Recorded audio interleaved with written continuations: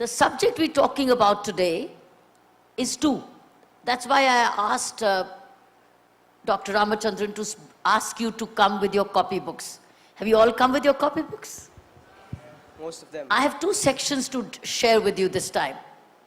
That's the way I've collected my thoughts for you. First will be a question, and I'll look for your answers. And then would be a second where I will probably give you an idea to redefine education. How do we redefine it? How do we look at education and by meaning success? That's what we will focus on. But in the first instance, I have a question to ask, okay?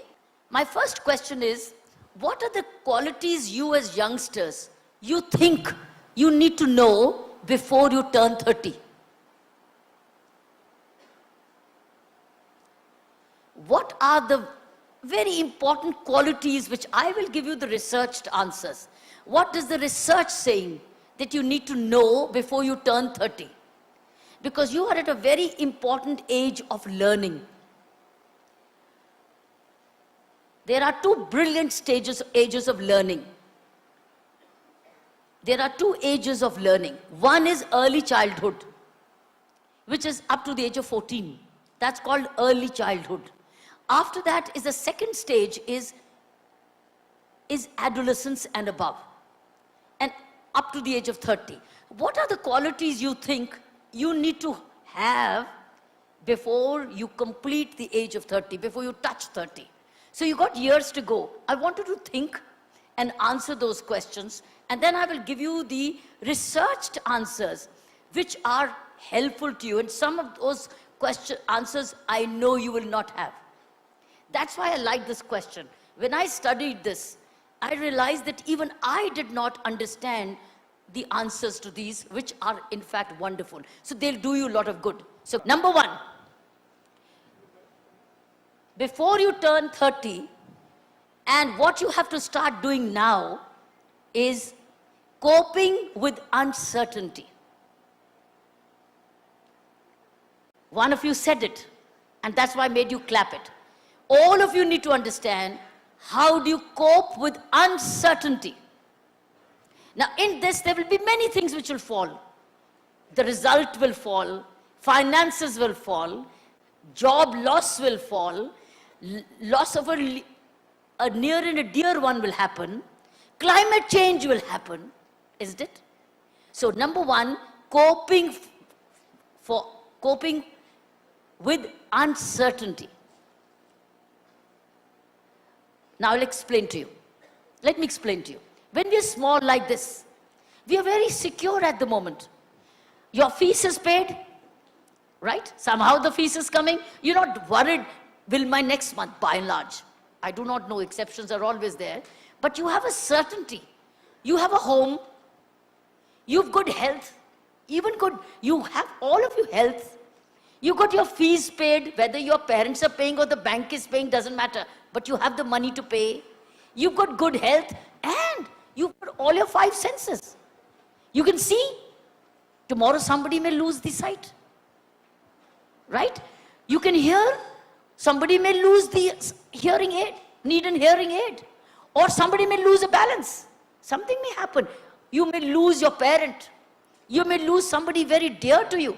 So please write down, all of you, coping with and preparing to deal with uncertainty. Let's write down these 7 points. Okay, great then. So first one is coping with uncertainty, right? Second, I want to tell you one thing more. When I was small, I thought parents will stay forever. I thought I would always be healthy. I thought my friends would be there forever. Isn't it? You always feel that whatever you have at this age, it's going to stay forever. So the first lesson you need to learn before you're 30 is the impermanence of all this. Nothing is certain. The only certainty is the way you respond to uncertainty. Did we know? Some things we don't, The floods in Tamil Nadu. Isn't it uncertain? Any rain, sometimes is a drought, and sometimes it's a flood. Are we prepared for that? Are we prepared for uncertainty?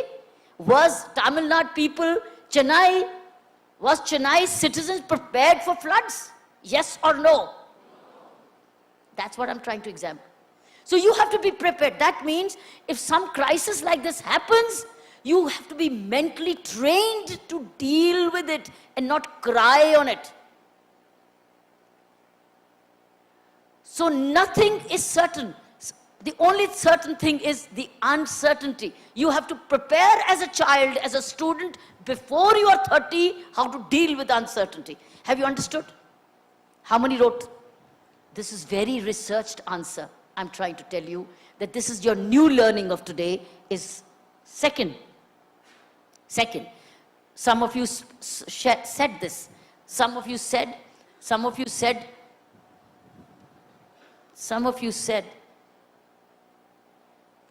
communication.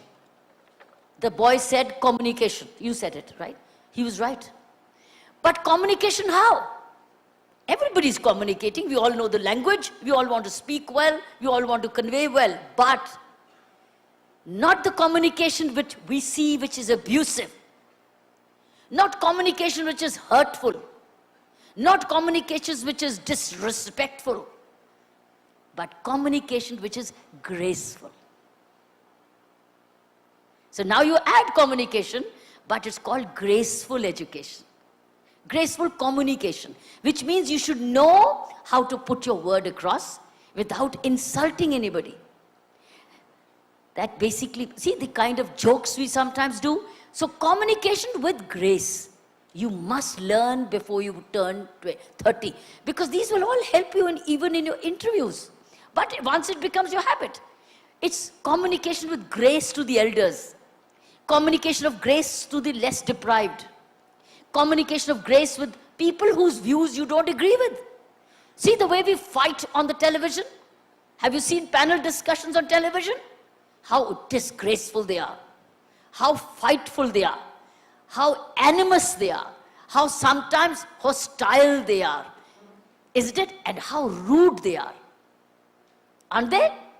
So second thing you have to learn before you turn 30, that means both the training, all these trainings begin now. Because these are the things if you learn before you're 30, you're made. You're ready. You're good for the rest of your life. So learning to communicate with, speak the word. Grace. And grace means civility.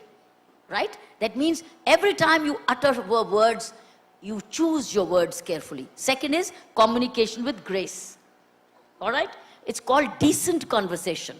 You will always have a decent convocation and nothing rude or indecent. Third, which you've not said. None of you said, but I'm explaining to you, you said it. Like communication was said it. But communication how? You need to communicate, but you're already communicating. But communicating how is not rude. Third, which you said, respecting others. But respecting others who are having a difference of opinion from you. Respecting others with diversity. A Hindu or a Muslim, respect each other. Hindu and a Christian, respect each other's views. Respecting others, those who have a diverse view from you. That's the third thing we need to learn. As youth in India, if every young man if they start learning these things, my friends, India would be a different country. Diversity, meaning somebody like for instance, what's happened in Bangalore. Recently, just because of the color of the skin, somebody was pulled down and then injured and hurt. Was that the right thing to do? You have a difference of opinion. You may look different. You may speak a different language. You may have a different faith. But the thing you need to learn as good youngsters is respecting those who are different from you. A man respecting a woman. And he said it. That boy said it. And a woman understanding the man's That means both understand each other, because there are difference of opinions. It's like in a marriage. You see, if you learn this, all the three things are helping you save many accidents in life. You agree? Or you don't agree? Agree or not agree? Let's go to the fourth. Fourth is, we are not trained to ask. We are not trained to seek help, which is not come in your points. You need help, you must learn to ask. Those of us who have learned to ask for help, because we think, oh, big ego, how can I ask for help? And if I ask for help, I will be undermined. No. Say, I don't know. Learn to say no. I don't know. Could you please help me? No harm. Tell your friend, I don't know. Would you please help me? Asking for help. But once you have civil behavior, you know how to communicate, asking for help will get you help. You agree? Yes or no? You agree that you need to train yourself to ask for help and not feel shy. Oh, I'm shy. What will this think? Oh, I can't speak. Ask a question. No harm. Saying, don't mind, I don't know. Please forgive me if I'm wrong, but this is a thing I need to ask, or I need help. Next, being resilient. Being resilient means when you have a risk, you take risks. You start taking risks, but you have resilience to risk. You don't take tough decisions. Startups in our country is all about risk and resilience. Remember when the Prime Minister was launching this movement of startup, right? He was saying, you may fail. But all startups don't succeed in the first deal. Did Bill Gates succeed in the first deal? Did Steve Jobs succeed in the first deal? They failed, but what was there? They were continuing to take risks, and they were continuing to be resilient. Resilient means resolute. Resolute means that you'll not give up. You'll stay on. You'll not give up. You'll continue. Now you see, you said perseverance, you said all this, it fits there. All those qualities you need there. Patience. You cannot be resilient without patience. Somebody may have said courage. You cannot be resilient without courage. But resilience is perseverance plus courage plus patience, all these qualities. So being resilient, and look up the dictionary meaning and go back to the synonyms in the dictionary of resolute. Weak are very weak. We are very afraid. We don't ask and we give up. That's why startups are not happening as much. That's why more startups are happening elsewhere. How will startups happening from business schools like these unless you learn to be resolute, unless you're willing to take some risks? You understand? Next. You spoke about time management. Did you? I want to say, spend your time, learn to spend your time and money carefully. It's two things, money and time. It's very, very important if you want to succeed and be ready, because if you learn to waste money now, and if you do not value money or value time, you will be a loser. You'll be a late starter. Those of us, young men and women, who carefully manage time and money when small, have everything today. By the time you're 40, you'll have plenty. Like, for instance, give me an example. When you start your first job, your first salary, and you don't have a home, and you want to have your own house, and you don't have health insurance, right? But you spend all your money.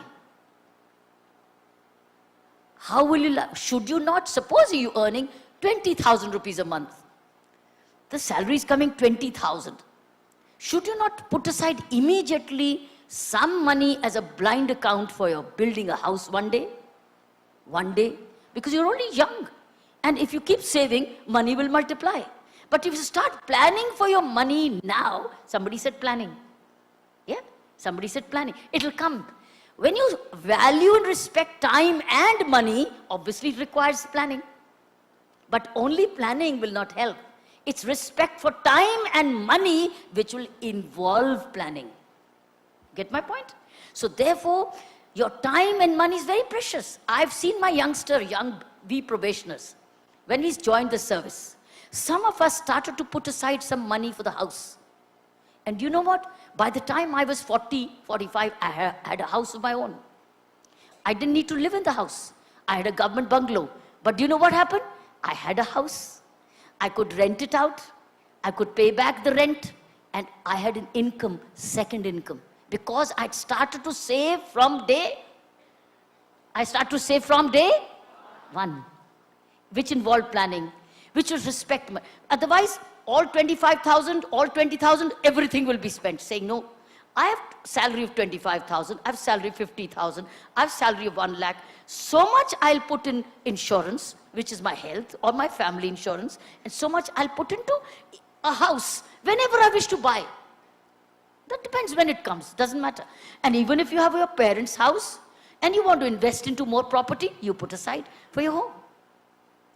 This planning, those of us who did it at the right age, from the beginning, had everything. And those of us who didn't, even after retirement, don't have a home, don't know what to do. Similarly, on your time management, same thing. If you spent well into reading, into skill upgradation, into continuing to sharpen your skills, continue to make good networks, you continue to did not waste time on useless friends, you have built yourself. But here are people who all the time, in every evening or weekends, they're jogging around and dancing away to useless stuff. You do it, but not every time. And to junk food, and to junk intoxicants, you are ruining your time. Having good friends and entertainment and dance and music is not a good thing, but wasting it and then making yourself unhealthy is a criminal. So you need to learn before 30 that smoking away, drinking away, intoxicants is waste of time and money. But those of you who learned it before 30 are rich because they've got more time, and your time is money. And money is time. Because it buys you luxuries. It gives you more time. Luxury gives you more time, isn't it? Or no? Agree? So the very important thing is being very, very sparingly time and money. And last, but not the least, something which it came as a surprise to me, and something which I also didn't learn before I was 30. You'll be surprised to know this. You'll be surprised. Even I was surprised when I saw this research. And do you know what it is? Girls automatically know it. Boys don't. And that will be very helpful to the boys. It is learning to cook. It is learning to cook. It's not a question of a boy or a girl. If you learn to cook, you are very, very self-reliant. You are very innovative. You're entrepreneurial. You got lots of friends because you can cook so well that you'll invite them home saying, come home, I'll cook something for you. So it's not a male or a female trait. It's a human need. Something I did not learn. And if I were to spare some time for myself, do you know what I'll do? I will go and join a school to learn to cook. But at the moment, I just make a choice. Do I learn to go to cook or do I do something else? I'm making a choice. But the day I think I have a little spare time, I'll go learn to cook. For me, it'll no more be a waste of time. It'll be something very creative and very essential. Is it? You agree with me? And none of our homes train us to cook. If we help our parents, we learn from our parents. Like my parents said, my mother never asked me to help her in cooking. She helped me in organizing the table or everything, but never trained me to cook. She thought, and I was very busy in my sports and my studies and extracurricular activities, though she didn't ask me to spend, but I should learn to cook when I got some time to do. I didn't. due to which I'm dependent on others. Why should I be dependent? Why shouldn't I learn how to cook? So it's not a question of a boy or a girl. It's learning to cook. Now, how many boys will learn to cook? Raise your hands. Where are the others? Come on, boys. Come on, boys. You know how to cook? Yeah. How many will learn to cook? Raise your hands, boys. Those who know how to cook is fine.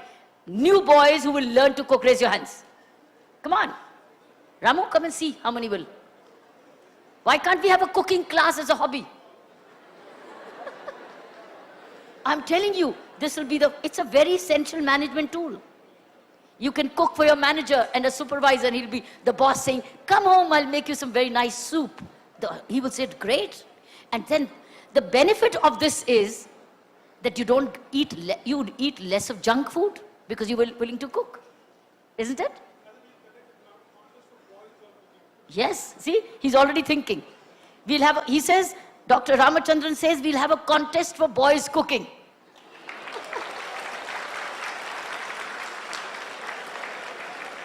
Cooking is not gender-based.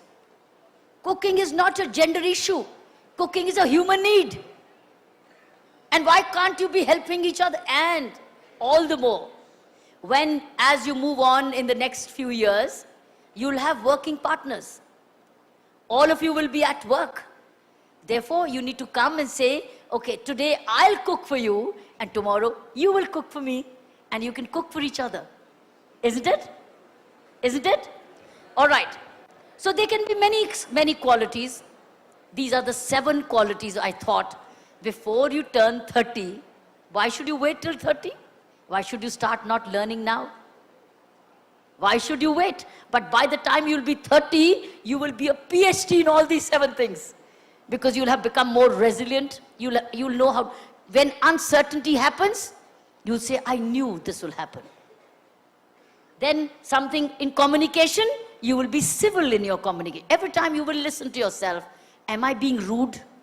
Am I being abusive? You'll be civil. Third, you learn to respect those people who are different from you. Different faith, different language, different geography, different gender. You will learn to respect each other. And then you learn to ask. You will be trained. This is an age you can ask, because later on, others will ask you. Your children will ask of you. At the moment, you are still in the category when you are students. You're in the learning category. You can ask. And then, being resilient is not being flexible. Being resilient is being resolute, means not giving up. Flexibility will be part of taking it. But being resilient means not giving up. It's being gritty. It's being determined. The more you explain, the more there is to explain. Then learn to spend time and money carefully and learning to cook. You got it all? Has it made sense?